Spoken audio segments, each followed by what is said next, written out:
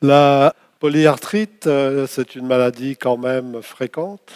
C'est à peu près en France 400 000 malades, à peu près 8 000 cas par an, donc c'est pas neutre.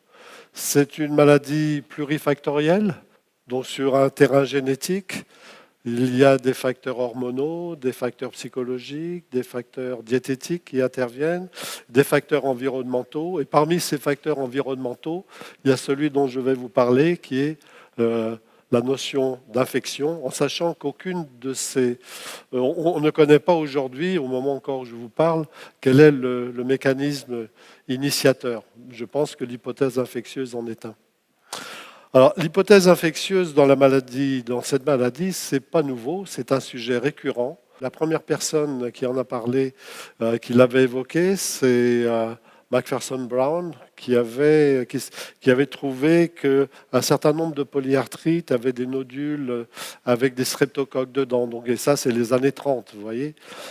Toujours dans les mêmes années 30, l'inventeur du vaccin de la polio, lui, s'était arrêté sur le rôle des mycoplasmes et Macpherson Brown, à nouveau, avait évoqué ce rôle des mycoplasmes. Mais surtout, ce qui était intéressant, c'est que dès cette époque-là, il avait évoqué le rôle possible du traitement par la tétracycline, par les tétracyclines. Et puis, donc ça, il y a un certain nombre d'éléments. Alors, il y a cette notion de gradient nord-sud dans la prévalence des maladies auto-immunes. Et c'est vrai qu'il existe une nette différence entre les pays occidentaux et les pays en voie de développement. Et les maladies auto-immunes sont beaucoup plus fréquentes en Amérique du Nord, en Europe, beaucoup plus qu'en Afrique. Je veux dire que là où il y a des maladies infectieuses, il y a peu de maladies auto-immunes et inversement. Avant les vaccins, en particulier, on avait surtout des maladies infectieuses. Et depuis les vaccins, on a surtout des maladies auto-immunes. Vous en tirez les conclusions que vous voulez. Et l'autre élément qui intervient aussi, c'est l'excès, c'est l'hyperhygiénisme qui a déstabilisé un petit peu notre système immunitaire.